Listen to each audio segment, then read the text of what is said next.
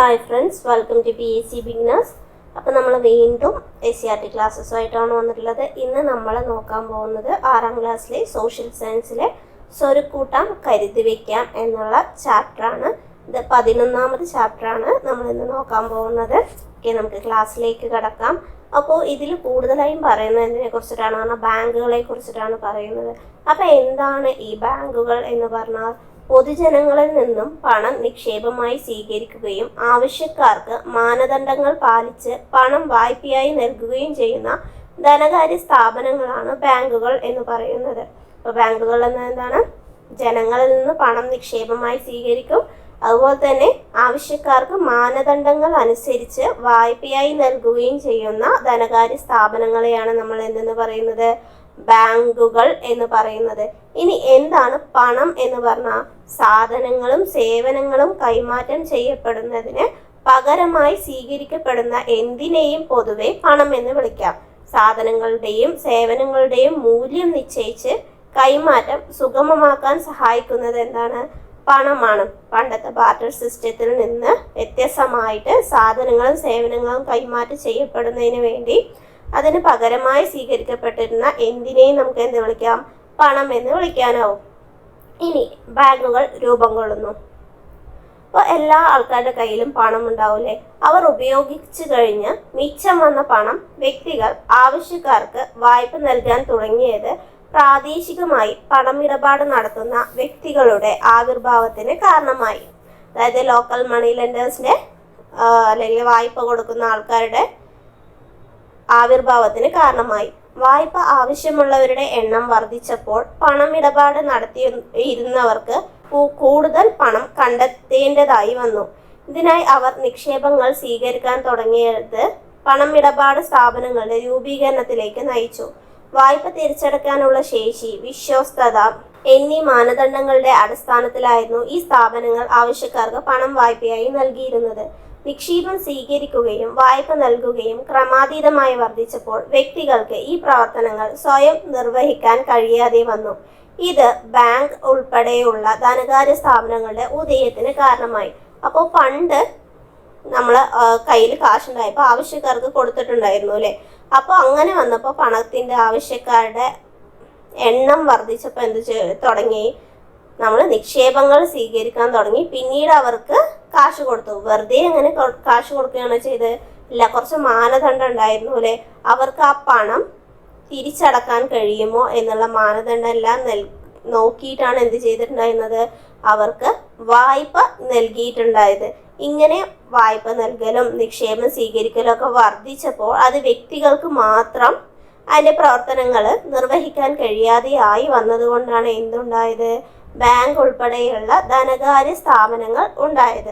Italian ഭാഷയിലെ Banka, French ഭാഷയിലെ bank എന്നീ പദങ്ങളിൽ നിന്നാണ് ഇംഗ്ലീഷ് ഭാഷയിലെ ബാങ്ക് എന്ന വാക്കുണ്ടായത്. രണ്ട് വാക്കുകളുടെ അർത്ഥം ബെഞ്ച് എന്നാണ്. പണ്ട് ഇറ്റാലിയൻ തെരുവുകളിൽ സ്വർണവും വെള്ളിയുമൊക്കെ ഈടായി സ്വീകരിച്ച് വ്യാപാരികൾ പണം കടം കൊടുത്തിരുന്നു. നാണയങ്ങൾ നിരത്തിവെച്ച ബെഞ്ചുകളിൽ ഇരുന്നാണ് അവർ ഇടപാടുകൾ നടത്തിയിരുന്നത്. അപ്പോൾ ഈ ബാങ്കുകളൊക്കെ വളർന്നപ്പോൾ എന്തുണ്ടായി? കൂടുതൽ പേർക്ക് വായ്പ ലഭിച്ചു തുടങ്ങി. അതായത് ആവശ്യമുള്ള ഒരുപാട് പേർക്ക് എന്ത് ചെയ്യാൻ തുടങ്ങി? വായ്പകൾ ലഭിച്ചു തുടങ്ങി. അതുപോലെ തന്നെ ചൂഷണത്തിന്റെ അളവ് കുറയുകയും ചെയ്തു. കാരണം മണി ലെൻഡേഴ്സ് ഒക്കെ എങ്ങനെയാണെന്ന് പറഞ്ഞാൽ ഒരുപാട് വായ്പ, കൂട്ടുപലിശ, പലിശ, ഈ പലിശ പറഞ്ഞിട്ട് ഒരുപാട് വായ്പകൾ വാങ്ങുമായിരുന്നു. അപ്പോൾ ആ ചൂഷണത്തിന്റെ അളവൊക്കെ ബാങ്കുകൾ വന്നതോടെ കുറയാൻ തുടങ്ങി. കാരണം ബാങ്കിന് ഒരു ഫിക്സഡ് ആയിട്ട് ഒരു ഇൻട്രസ്റ്റ് റേറ്റ് ഉണ്ടാവൂലേ? അപ്പോൾ അതെല്ലാം എന്ത് ചെയ്തു? ചൂഷണത്തിന്റെ അളവ് കുറയാൻ തുടങ്ങി. ജനങ്ങളിൽ സമ്പാദ്യശീലം വർദ്ധിച്ചു വന്നു. അപ്പോൾ ജനങ്ങൾ എന്ത് ചെയ്തു? നമ്മൾ നിക്ഷേപിച്ചാലും നമുക്ക് ഇൻട്രസ്റ്റ് കിട്ടുന്നതുകൊണ്ട് തന്നെ ജനങ്ങൾ എന്ത് ചെയ്യാൻ തുടങ്ങി? അവർ കുറച്ച് എമൗണ്ടുകൾ അവർ മാറ്റിവെക്കാനും അത് സമ്പാദ്യശീലം അവരിൽ വളർത്താനും കാരണമായി. ഇംഗ്ലീഷ് ഈസ്റ്റ് ഇന്ത്യ കമ്പനിയുടെ വരവോട് കൂടിയാണ് ഇന്ത്യയിൽ പുതിയൊരു ബാങ്കിങ് സമ്പ്രദായത്തിന് തുടക്കം കുറിച്ചത്. 1770 സ്ഥാപിതമായ ബാങ്ക് ഓഫ് ഹിന്ദുസ്ഥാനാണ് ഇന്ത്യയിലെ ആദ്യ ബാങ്ക്. ഇത് PSC എക്സാമിന് വരുന്ന ഒരു ക്വസ്റ്റ്യൻ ആണ്. ഇന്ത്യയിലെ ആദ്യ ബാങ്ക് ഏതാണ്? 1770 സ്ഥാപിതമായ ബാങ്ക് ഓഫ് ഹിന്ദുസ്ഥാനാണ് ഇന്ത്യയിലെ ആദ്യ ബാങ്ക്. ഒന്നുകൂടെ പറയാം, 1770 സ്ഥാപിതമായ ഇയർ ഓർത്ത് വയ്ക്കുക. 1770 സ്ഥാപിതമായ ബാങ്ക് ഓഫ് ഹിന്ദുസ്ഥാനാണ് ഇന്ത്യയിലെ ആദ്യ ബാങ്ക് എന്ന് പറയുന്നത്.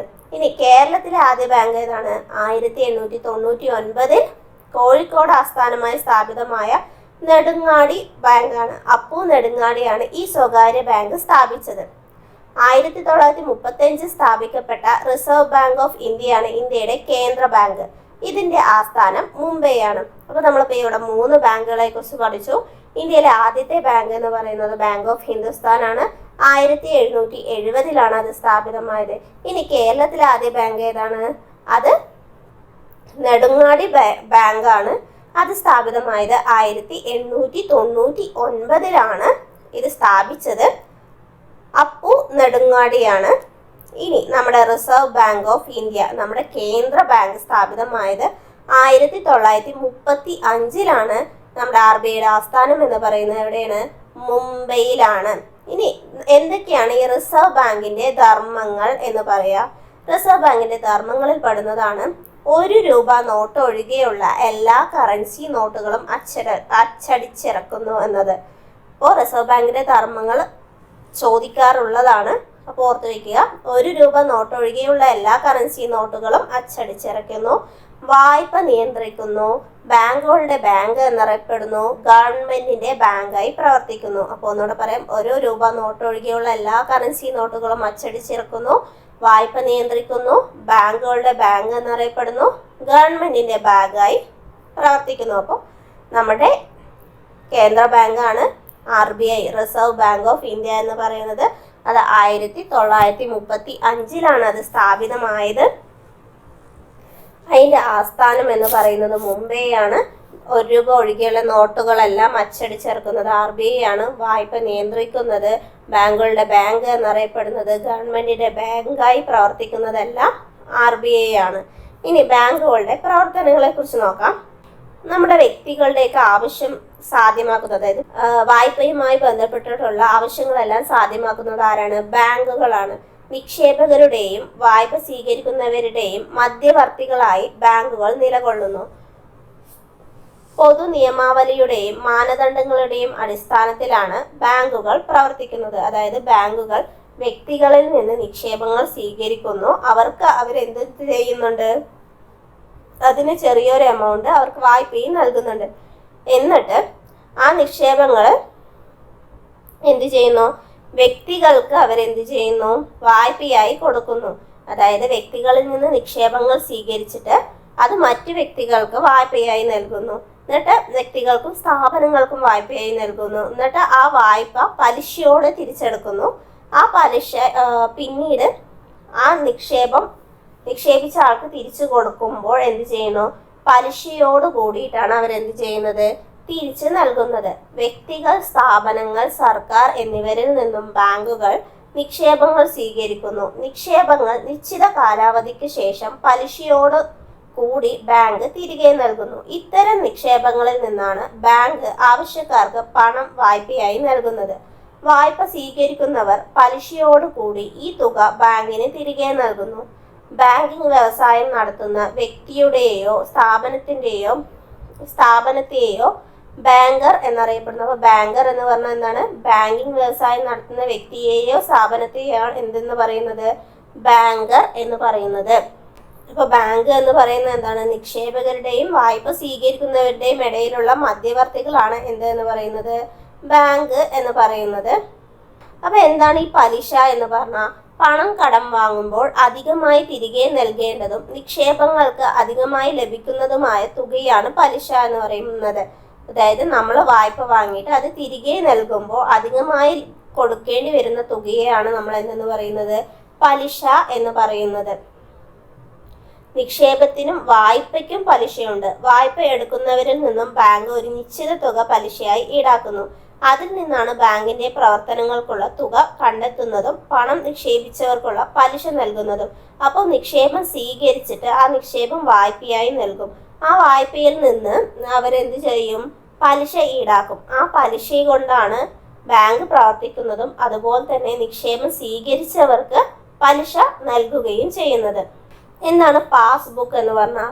ബാങ്കും ഉപഭോക്താവും തമ്മിലുള്ള സാമ്പത്തിക ഇടപാടുകൾ രേഖപ്പെടുത്തുന്നതിനുള്ള സംവിധാനമാണ് പാസ്ബുക്ക് എന്ന് പറയുന്നത്. ഉടമയുടെ പേര്, വിലാസം, അക്കൗണ്ടിന്റെ സ്വഭാവം, അക്കൗണ്ട് നമ്പർ, ബാങ്കിനെ സംബന്ധിക്കുന്ന അടിസ്ഥാന വിവരങ്ങൾ എന്നിവയെല്ലാം എന്തിലുണ്ടാവും? പാസ്ബുക്കിൽ ഉണ്ടാവും. ബാങ്കും ഇടപാടുകാരും തമ്മിലുള്ള സാമ്പത്തിക ഇടപാടുകൾ നടത്തുന്നതിനുള്ള ക്രമീകരണമാണ് ബാങ്ക് അക്കൗണ്ട് എന്ന് പറയുന്നത്. ഇവ രേഖപ്പെടുത്തുന്നത് പാസ്ബുക്കിലാണ്. ബാങ്കും ഇടപാടുകാരും തമ്മിൽ സാമ്പത്തിക ഇടപാടുകൾ നടത്തുന്നതിനുള്ള ക്രമീകരണമാണ് എന്തെന്ന് പറയുന്നത്? ബാങ്ക് അക്കൗണ്ട് എന്ന് പറയുന്നത്. ഇവ രേഖപ്പെടുത്തുന്നതിലാണ് പാസ്ബുക്കിലാണ് രേഖപ്പെടുത്തുന്നത്. ആ പാസ്ബുക്ക് എടുത്ത് പറഞ്ഞ ഉടമയുടെ പേര്, വിലാസം, അക്കൗണ്ട് സ്വഭാവം, അക്കൗണ്ട് നമ്പർ, ബാങ്കിനെ സംബന്ധിക്കുന്ന അടിസ്ഥാന വിവരങ്ങൾ എന്നിവയെല്ലാം നമുക്ക് എന്തിൽ നിന്ന് കിട്ടും? അതിൽ നിന്ന് ലഭിക്കും. 10 വയസ്സിന് മുകളിലുള്ള എല്ലാവർക്കും എന്ത് ചെയ്യാൻ പറ്റും? സ്വന്തമായി ബാങ്ക് അക്കൗണ്ട് തുടങ്ങാൻ പറ്റും. ഇനി 10 വയസ്സിൽ താഴെ പ്രായമുള്ള കുട്ടികൾക്ക് രക്ഷിതാവിനൊപ്പം സംയുക്ത അക്കൗണ്ട് എടുക്കാവുന്നതാണ്. ഇപ്പോൾ ബാങ്ക് അക്കൗണ്ട് ഓൺലൈനായും ആരംഭിക്കാവുന്നതാണ്. അപ്പോൾ 10 വയസ്സിന് മുകളിലുള്ളവർക്ക് സ്വന്തമായിട്ടും കിട്ടും. 10 വയസ്സിന് താഴെയാണ് പറഞ്ഞാൽ രക്ഷിതാവിനൊപ്പം സംയുക്ത അക്കൗണ്ടാണ് ലഭിക്കാറ്. ഇനി ബാങ്കിൽ തന്നെ നമുക്കറിയാലോ പലതരം അക്കൗണ്ടുകൾ ഉണ്ടാവും. ഇൻഡിവിജ്വൽ അക്കൗണ്ട് ഉണ്ടാവും, ജോയിന്റ് അക്കൗണ്ട് ഉണ്ടാവും, ഇൻസ്റ്റിറ്റ്യൂഷണൽ അക്കൗണ്ട് ഉണ്ടാവും അല്ലേ? അപ്പം വിവിധ തരം അക്കൗണ്ടുകളും നിക്ഷേപങ്ങളും എന്തൊക്കെയാണ് എന്ന് നോക്കാം. ഉടമസ്ഥതയുടെ അടിസ്ഥാനത്തിൽ ബാങ്ക് അക്കൗണ്ടുകൾ പ്രധാനമായും 3ആയി തരംതിരിച്ചിരിക്കുന്നു. ഒന്നാമത്തേതാണ് ഇൻഡിവിജ്വൽ അക്കൗണ്ട്, അതായത് വ്യക്തിഗത അക്കൗണ്ട്. ഒരു വ്യക്തിയുടെ പേരിൽ തുടങ്ങുന്ന അക്കൗണ്ടാണിത്. ആ വ്യക്തിക്ക് മാത്രമേ ഈ അക്കൗണ്ടിലൂടെ ബാങ്കുമായി ഇടപാടുകൾ നടത്താൻ കഴിയുകയുള്ളൂ. ഇനി എന്താണ് ജോയിന്റ് അക്കൗണ്ട്, അതായത് സംയുക്ത അക്കൗണ്ട് എന്ന് പറയുന്നത്? 2ഓ അതിലധികമോ വ്യക്തികളോ സ്ഥാപനങ്ങളോ ചേർന്ന് ആരംഭിക്കുന്ന അക്കൗണ്ടാണ് സംയുക്ത അക്കൗണ്ട്, അതായത് ജോയിന്റ് അക്കൗണ്ട് എന്ന് പറയുന്നത്. അടുത്തതാണ് ഇൻസ്റ്റിറ്റ്യൂഷണൽ അക്കൗണ്ട്, സ്ഥാപന അക്കൗണ്ട്. ഒരു സ്ഥാപനത്തിന്റെ പേരിൽ തുടങ്ങുന്ന അക്കൗണ്ടാണ് സ്ഥാപന അക്കൗണ്ട് എന്ന് പറയുന്നത്. സ്ഥാപനത്തിലെ അധികാരപ്പെട്ട വ്യക്തിയാണ് അക്കൗണ്ട് ആരംഭിക്കുന്നതും ഇടപാടുകൾ നടത്തുകയും ചെയ്യുന്നത്. ഇനിയിപ്പോൾ നമ്മൾ ബാങ്കുകളെ അക്കൗണ്ടുകളുടെ അടിസ്ഥാനത്തിൽ 3ആയി തരംതിരിക്കാം എന്ന് പറഞ്ഞു അല്ലേ? ഇനി നിക്ഷേപങ്ങളുടെയും അവയുടെ സ്വഭാവത്തിനെയും അനുസരിച്ചിട്ട് വീണ്ടും എന്ത് തരംതിരിക്കാൻ പറ്റും? ബാങ്ക് അക്കൗണ്ടുകളെ തരംതിരിക്കാൻ പറ്റും, അല്ലെങ്കിൽ നിക്ഷേപങ്ങളെ തരംതിരിക്കാൻ പറ്റും. എന്തൊക്കെയാണ് നിക്ഷേപങ്ങൾ എന്ന് പറയുന്നത്? സേവിങ് ഡിപ്പോസിറ്റ്, കറണ്ട് ഡിപ്പോസിറ്റ്, അതുപോലെ ഫിക്സഡ് ഡിപ്പോസിറ്റ്, റിക്കറിംഗ് ഡിപ്പോസിറ്റ് എന്നിവയൊക്കെയാണ് നിക്ഷേപങ്ങൾ വിവിധ തരം നിക്ഷേപങ്ങൾ എന്ന് പറയുന്നത്. ഒന്നാമതാണ് സമ്പാദ്യ നിക്ഷേപങ്ങൾ, സേവിങ് ഡിപ്പോസിറ്റ് എന്ന് പറയുന്നത്. എന്താണ് സേവിങ് ഡിപ്പോസിറ്റ് എന്ന് പറഞ്ഞാൽ? വ്യക്തികളിൽ സമ്പാദ്യശീലം വളർത്തുന്നതിന് വേണ്ടിയുള്ള നിക്ഷേപമാണിത്. വ്യക്തിഗത സംയുക്ത അക്കൗണ്ടുകൾക്ക് സമ്പാദ്യ നിക്ഷേപം തുടങ്ങാവുന്നതാണ്. ഈ നിക്ഷേപങ്ങൾക്ക് ബാങ്ക് കുറഞ്ഞ നിരക്കിൽ പലിശ നൽകുന്നുണ്ട്. എത്ര തവണ വേണമെങ്കിലും പണം നിക്ഷേപിക്കാം. എന്നാൽ പണം പിൻവലിക്കുന്നതിന് ചില നിയന്ത്രണങ്ങളുണ്ട്. അപ്പോൾ സേവിങ് ഡെപ്പോസിറ്റ് എന്ന് പറഞ്ഞാൽ എന്താണ്? അത് സമ്പാദ്യശീലം വളർത്തുന്നതിന് വേണ്ടിയിട്ടുള്ള ഒരു ഡെപ്പോസിറ്റാണ് സേവിങ് ഡെപ്പോസിറ്റ് എന്ന് പറയുന്നത്. അത് വ്യക്തിഗത സംയുക്ത അക്കൗണ്ടുകാർക്കോ, അതായത് ജോയിന്റ് അക്കൗണ്ട് ആയിട്ടോ ഇൻഡിവിജ്വൽ അക്കൗണ്ട് ആയിട്ടോ എന്ത് ചെയ്യാൻ പറ്റും? സേവിങ് ഡെപ്പോസിറ്റ് ചെയ്യാൻ പറ്റും. ഈ ഡെപ്പോസിറ്റുകൾക്ക് ബാങ്ക് കുറഞ്ഞ നിരക്കിലാണ് പലിശ നൽകുന്നത്. എങ്ങനെയാണ്? കുറഞ്ഞ നിരക്കിലാണ് പലിശ നൽകുന്നത്. എത്ര തവണ വേണമെങ്കിലും അവിടെ പണം നിക്ഷേപിക്കാൻ കഴിയും. എന്നാൽ പണം പിൻവലിക്കുന്നതിന് ചില നിയന്ത്രണങ്ങളൊക്കെ ഉണ്ട്. ഇനി അടുത്തതാണ് കറണ്ട് ഡിപ്പോസിറ്റ് എന്ന് പറയുന്നത്. പ്രചലിത നിക്ഷേപങ്ങൾ എന്ന് പറയുന്നത്. മലയാള പേര് ഓർത്തു വയ്ക്കുക, പ്രചലിത നിക്ഷേപം, അതായത് കറണ്ട് ഡെപ്പോസിറ്റ്. വ്യാപാരികളെയും വ്യവസായികളെയും ലക്ഷ്യം വെച്ചുകൊണ്ടുള്ള നിക്ഷേപമാണ് കറണ്ട് ഡിപ്പോസിറ്റ്. ഒരു ദിവസം എത്ര ഇടപാടുകൾ വേണമെങ്കിലും നടത്താം. പണം നിക്ഷേപിക്കുന്നതിനും പിൻവലിക്കുന്നതിനും നിയന്ത്രണങ്ങളില്ല. ഈ നിക്ഷേപങ്ങൾക്ക് പലിശ ലഭിക്കുന്നതല്ല. അപ്പോൾ കറണ്ട് ഡിപ്പോസിറ്റിന് എന്ത് ലഭിക്കില്ല? പലിശ ലഭിക്കില്ല. കാരണം എന്താണ് പറഞ്ഞാൽ ഒരു ദിവസം എത്ര ഇടപാട് വേണമെങ്കിലും നടത്താൻ കഴിയും. അതുപോലെ തന്നെ പണം നിക്ഷേപിക്കുന്നതിനും പിൻവലിക്കുന്നതിനും ഒന്നും നിയന്ത്രണങ്ങളില്ല. കാരണം ഇത് വ്യാപാരികൾക്കും വ്യവസായികളെയും ലക്ഷ്യം വെച്ചുകൊണ്ടുള്ള ഡെപ്പോസിറ്റ്സ് ആണ് ഈ കറണ്ട് ഡെപ്പോസിറ്റ് എന്ന് പറയുന്നത്. അടുത്തത് ഫിക്സഡ് ഡിപ്പോസിറ്റ്. അത് നമുക്ക് എല്ലാവർക്കും അറിയാലോ. ഫിക്സഡ് ഡിപ്പോസിറ്റ് എന്ന് പറഞ്ഞാൽ നമ്മൾ ഒരു കാലത്തിൽ ഒരു 10 കൊല്ലം അല്ലെങ്കിൽ 1 കൊല്ലം അങ്ങനെയുള്ള വർഷത്തിലാണ് നമ്മൾ അതെന്ത് ചെയ്യുന്നത്? ഡിപ്പോസിറ്റ് ചെയ്യുന്നത്. ഒറ്റത്തവണ മാത്രം നിക്ഷേപിക്കപ്പെടുകയും ഒരു നിശ്ചിത കാലയളവിന് ശേഷം നിക്ഷേപം പലിശയോടുകൂടി പിൻവലിക്കുകയും ചെയ്യുന്ന നിക്ഷേപമാണ് സ്ഥിര നിക്ഷേപം എന്ന് പറയുന്നത്. ഇത്തരം നിക്ഷേപങ്ങൾക്ക് ബാങ്ക് കൂടുതൽ പലിശ നൽകുന്നു. അപ്പോൾ സ്ഥിര നിക്ഷേപത്തിന്, ഫിക്സഡ് ഡിപ്പോസിറ്റിനാണ് ബാങ്ക് എന്ത് നൽകുന്നത്? കൂടുതൽ പലിശ നൽകുന്നത്. അടുത്തതാണ് റിക്കറിംഗ് ഡെപ്പോസിറ്റ് എന്ന് പറയുന്നത്. ആവർത്തിത നിക്ഷേപങ്ങൾ. സ്ഥിര നിക്ഷേപത്തിന്റെ മറ്റൊരു രൂപമാണ് ഇത്. അതായത് ഫിക്സഡ് ഡെപ്പോസിറ്റിന്റെ മറ്റൊരു രൂപമാണിത്. ഒരു പ്രത്യേക കാലയളവിലേക്ക് നിശ്ചിത തുക കൃത്യമായ ഇടവേളകളിൽ അല്ലെങ്കിൽ ആഴ്ചയുടെയോ ദിവസത്തിന്റെയോ മാസത്തിന്റെയോ വ്യത്യാസത്തിൽ ഈ അക്കൗണ്ടിൽ നിക്ഷേപിക്കുന്നു. കാലാവധി പൂർത്തിയായതിനു ശേഷമേ തുക പിൻവലിക്കാൻ കഴിയൂ. സമ്പാദ്യ നിക്ഷേപത്തേക്കാൾ കൂടുതൽ പലിശ ലഭിക്കുന്നു. അപ്പൊ നമ്മൾ 4 തരം ഡെപ്പോസിറ്റ്സിനെ കുറിച്ച് പറഞ്ഞു. Saving deposit, current deposit, fixed deposit, recurring deposit എന്ന് പറയുന്നത്. അതിൽ സേവിങ് ഡെപ്പോസിറ്റ് എന്ന് പറയുന്നതിന് പലിശ കുറവാണ്. കറണ്ട് ഡെപ്പോസിറ്റിന് പലിശ ലഭിക്കുന്നില്ല, പലിശ ലഭിക്കുന്നില്ല. ഫിക്സഡ് ഡെപ്പോസിറ്റിന്, സ്ഥിര നിക്ഷേപങ്ങൾക്ക് എങ്ങനെയാണ് ഏറ്റവും കൂടുതൽ പലിശ ലഭിക്കുന്നത്? സ്ഥിര നിക്ഷേപത്തിനാണ് എന്ന് പറഞ്ഞു.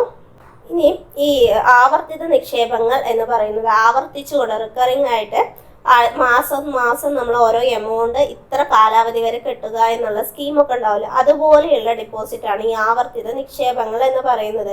അപ്പം അതിന് ഈ സമ്പാദ്യ നിക്ഷേപം, സേവിങ് ഡെപ്പോസിറ്റിനേക്കാളും പലിശ ഏതിന് ലഭിക്കും? ഈ ആവർത്തിത നിക്ഷേപങ്ങൾക്ക് ലഭിക്കും. അതിൽ സ്ഥിര നിക്ഷേപങ്ങൾ എന്ന് പറയുന്നതിന് കാലാവധിയുണ്ട്, അതുപോലെ ആവർത്തിത നിക്ഷേപങ്ങൾ എന്ന് പറയുന്നതിനും കാലാവധി ഉണ്ട്. എന്നാൽ സമ്പാദ്യം, സേവിങ് ഡെപ്പോസിറ്റിനും കറണ്ട് ഡെപ്പോസിറ്റിനും എന്തില്ല? അതിനൊരു കാലയളവ് കറക്റ്റായിട്ട് പറയുന്നില്ല. അതിൽ കറണ്ട് ഡെപ്പോസിറ്റിന് എന്തില്ല? പലിശയില്ല. പക്ഷെ സേവിങ് ഡെപ്പോസിറ്റിന് എന്തുണ്ട്?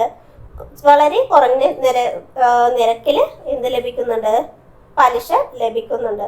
പക്ഷെ നിയന്ത്രണങ്ങളുണ്ട് അല്ലെ, ഓരോന്നിനും നിയന്ത്രണങ്ങളുണ്ട്.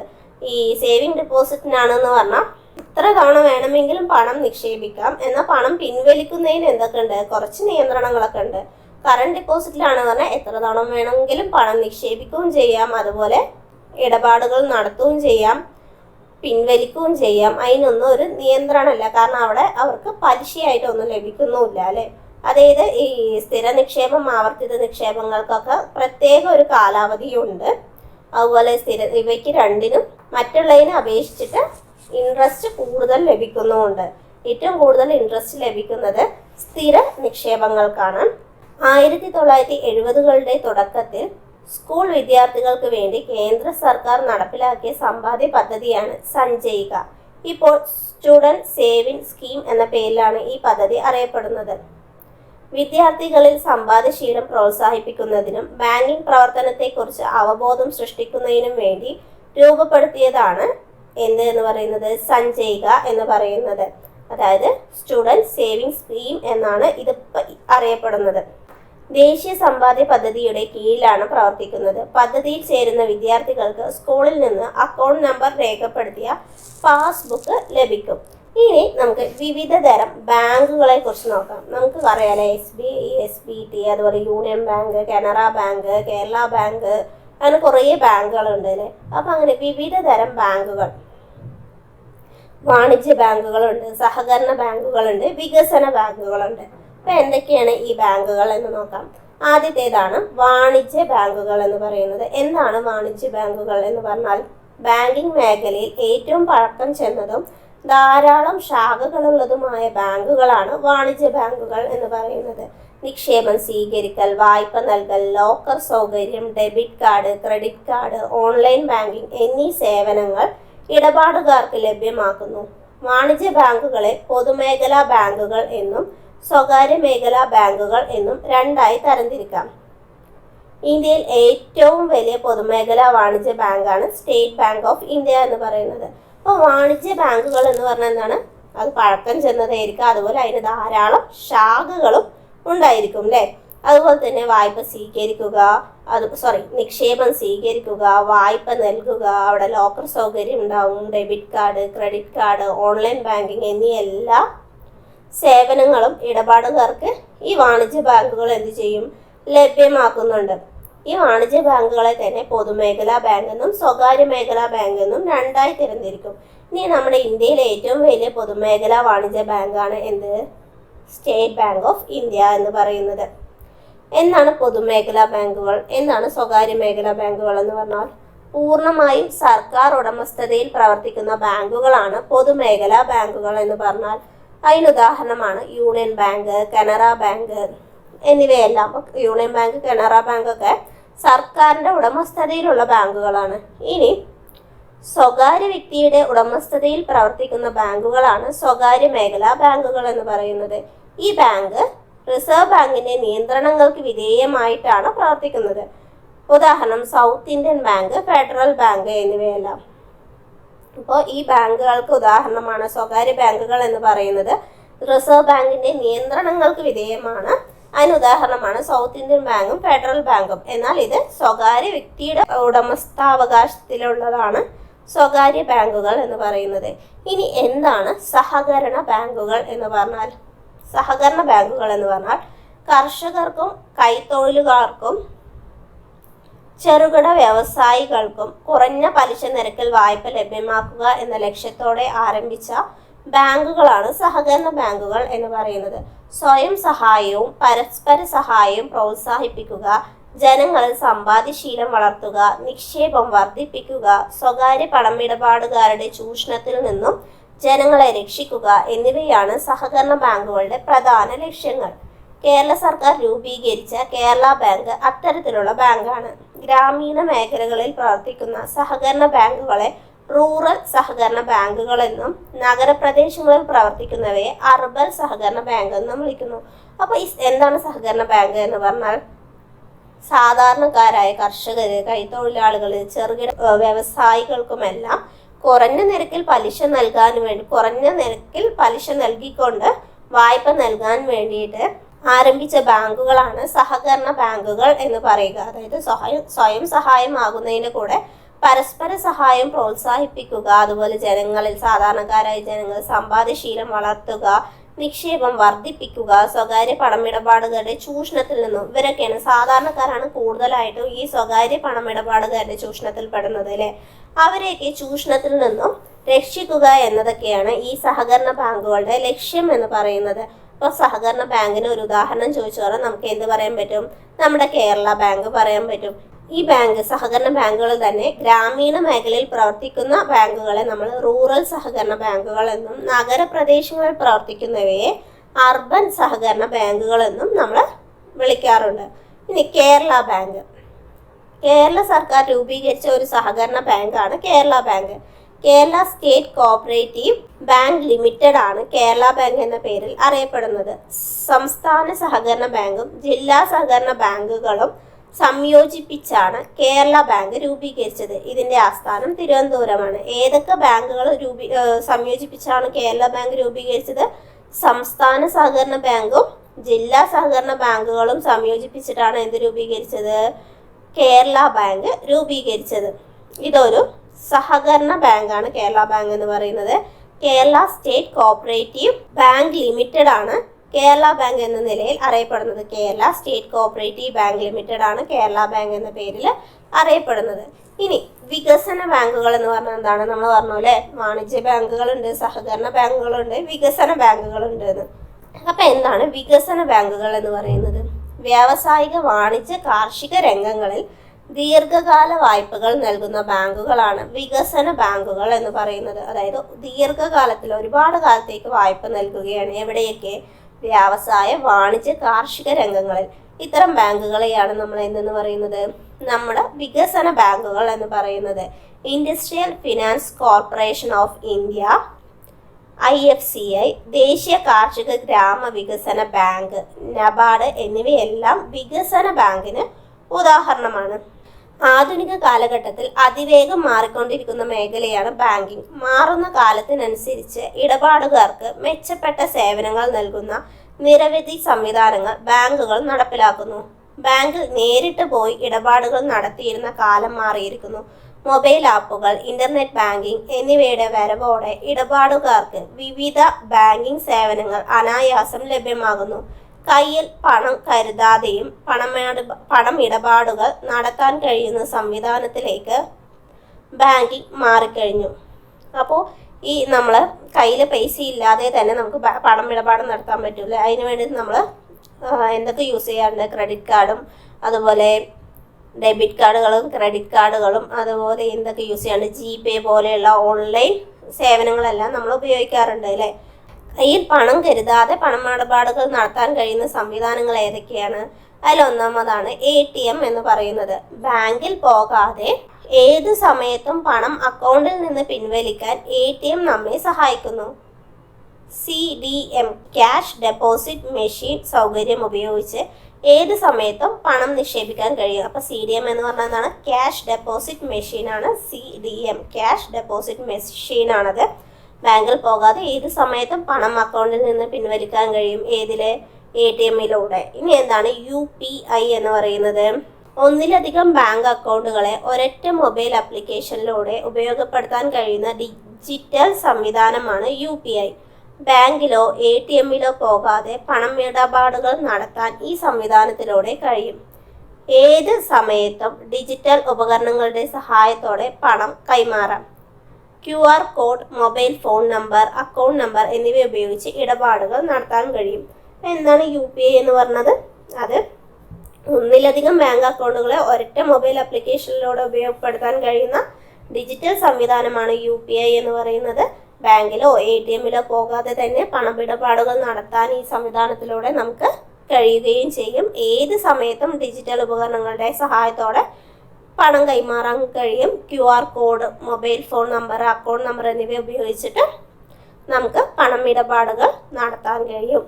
ഇനി എന്താണ് ക്രെഡിറ്റ് കാർഡും ഡെബിറ്റ് കാർഡും?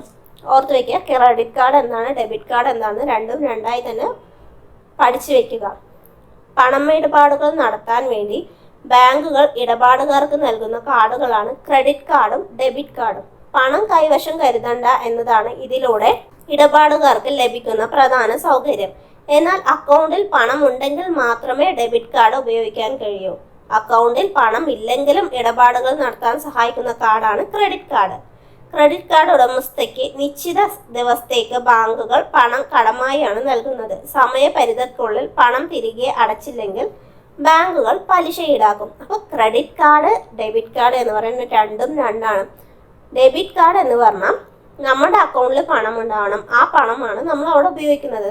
നമ്മുടെ പണം നമ്മുടെ കാർഡ് വെച്ച് നമ്മൾ ഉപയോഗിക്കുകയാണ് ഡെബിറ്റ് കാർഡിൽ ചെയ്യുന്നത്. ഇനി ക്രെഡിറ്റ് കാർഡ് എന്ന് പറഞ്ഞാൽ അതിൽ നമ്മുടെ അക്കൗണ്ടിൽ കാശ് വേണം എന്നില്ല. നമ്മുടെ അക്കൗണ്ടിൽ കാശ് ഇല്ലാതെയും നമുക്ക് എന്ത് ചെയ്യാൻ പറ്റും? ഇടപാടുകൾ നടത്താൻ പറ്റുന്നതാണ് ഈ ക്രെഡിറ്റ് കാർഡ് എന്ന് പറയുന്നത്. അതൊരു നിശ്ചിത ദിവസത്തേക്കാണ് ബാങ്കുകൾ ആ പണം കടം നൽകുന്നത്. ആ സമയപരിധി കഴിഞ്ഞാൽ, അത് കഴിഞ്ഞിട്ട് നമ്മൾ ആ കാശ് തിരിച്ചടച്ചില്ല പറഞ്ഞാൽ ബാങ്കുകൾ എന്ത് ചെയ്യും? അതിന് പലിശ ഈടാക്കുകയാണ് ചെയ്യാറ്. ഇനി ഓൺലൈനിൽ ഒരുപാട് തട്ടിപ്പുകൾ നടക്കുന്നുണ്ട് അല്ലേ? നമ്മുടെ ബാങ്കുകളുമായി കേന്ദ്രീകരിച്ചുകൊണ്ടിട്ട് ഒരുപാട് തട്ടിപ്പുകൾ നടത്തുന്നുണ്ട്. അതിനുള്ള ഹെൽപ്പ് ലൈൻ സംവിധാനമാണ് 1930 എന്ന് പറയുന്ന ഓൺലൈൻ സാമ്പത്തിക തട്ടിപ്പുകൾ ശ്രദ്ധയിൽപ്പെട്ട് പറഞ്ഞാൽ പരാതിപ്പെടുന്നതിനുള്ള ഹെൽപ്പ് ലൈൻ നമ്പറാണ് 1930 എന്ന് പറയുന്നത്. ബാങ്കുകളുടെ രൂപീകരണം മുതൽ ഡിജിറ്റൽ ബാങ്കിങ് വരെയുള്ള നൂതന സാങ്കേതിക വിദ്യകളാണ് നമ്മൾ ഇന്ന് ഈ ചാപ്റ്ററിൽ മൊത്തത്തിൽ പറഞ്ഞിട്ടുണ്ടായിരുന്നത് അല്ലേ? അപ്പോൾ സാമ്പത്തിക പുരോഗതി കൈവരിക്കുന്നതിൽ ബാങ്കുകൾ വഹിക്കുന്ന പങ്ക് നിസ്തുലമാണ്. സാങ്കേതിക വിദ്യയുടെ വളർച്ച ബാങ്കിങ് സേവനങ്ങളും പണമിടപാടുകളും കൂടുതൽ സുഗമമാക്കിയിരിക്കുന്നു. എല്ലാ വിഭാഗം ജനങ്ങൾക്കും ബാങ്കിങ് സേവനങ്ങൾ പ്രാപ്യമാക്കുന്നതിന് ഇതിലൂടെ സാധിച്ചിട്ടുണ്ട്.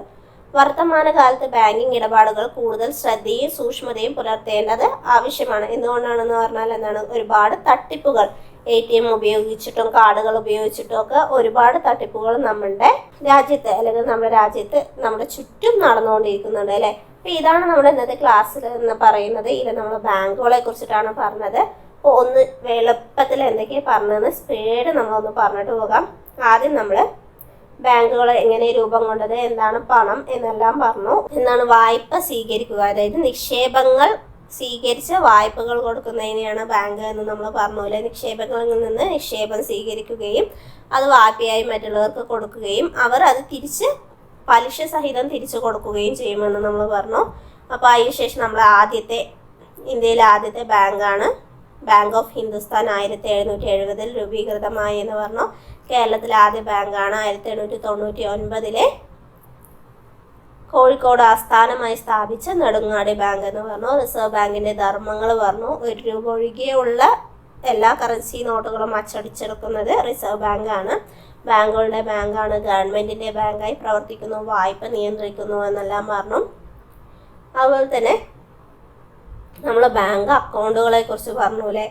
3 തരം ബാങ്ക് അക്കൗണ്ട് ഉണ്ട്. ഇൻഡിവിജ്വലും ജോയിൻറ്റും ഇൻസ്റ്റിറ്റ്യൂഷണൽ അക്കൗണ്ടും എന്ന് പറഞ്ഞു. ഡെപ്പോസിറ്റും അതുപോലെ പറഞ്ഞു 4 തരമാണ്. Saving deposit, current deposit, fixed deposit, recurring deposit എന്ന് പറഞ്ഞു. അവ എന്തെല്ലാമാണ് എന്ന് നമ്മൾ പറഞ്ഞു. പിന്നെ ബാങ്കുകളെ കുറിച്ചിട്ട് പറഞ്ഞു. വിവിധ തരം ബാങ്കുകളുണ്ട്. വാണിജ്യ ബാങ്ക്, സഹകരണ ബാങ്ക്, വികസന ബാങ്ക്. വാണിജ്യ ബാങ്ക് പറഞ്ഞപ്പോൾ തന്നെ നമ്മൾ പൊതുമേഖലാ ബാങ്കും സ്വകാര്യ മേഖലാ ബാങ്കുകളെ കുറിച്ച് പറഞ്ഞു. സഹകരണ ബാങ്കിന് ഒരു ഉദാഹരണമാണ് നമ്മുടെ കേരള ബാങ്ക് എന്ന് പറഞ്ഞു. അതുപോലെ നമ്മൾ വികസന ബാങ്ക് എന്ന് പറയുന്നത് എന്താണ്? നമ്മുടെ രാജ്യത്തിൻ്റെ വികസനത്തിന് വേണ്ടിയിട്ടുള്ള ബാങ്കുകളാണ് വികസന ബാങ്കുകൾ എന്ന് പറഞ്ഞു. അതിനൊരു ഉദാഹരണമാണ് IFCIയും അതുപോലെ നബാർഡും എല്ലാം. ഇനി ബാങ്കിങ് സേവനങ്ങളെക്കുറിച്ച് പറഞ്ഞു. ATM, UPI, credit card, debit card എന്നിവയെക്കുറിച്ചൊക്കെയാണ് നമ്മൾ ഇന്നത്തെ ക്ലാസ്സിൽ പറഞ്ഞത്. വളരെ ഇമ്പോർട്ടൻ്റ് ആയ ഒരു ക്ലാസ്സാണ് ഇന്നത്തെ ക്ലാസ് എന്ന് പറയുന്നത്. എക്കണോമിക്സ് എന്നൊരു ടോപ്പിക് എടുക്കുകയാണ് പറഞ്ഞാൽ ചോദിക്കാൻ സാധ്യതയുള്ള കുറച്ച് ചോദ്യങ്ങളൊക്കെ ഇതിലുണ്ട്. അപ്പോൾ നിങ്ങൾക്ക് ഈ ക്ലാസ് ഇഷ്ടപ്പെടുകയാണെങ്കിൽ ലൈക്ക് ചെയ്യുക, സബ്സ്ക്രൈബ് ചെയ്യുക. വീണ്ടും ഇതുപോലെയുള്ള പുതിയ ക്ലാസ്സുമായി വരുന്നത് വരെ ഓക്കെ, ബൈ.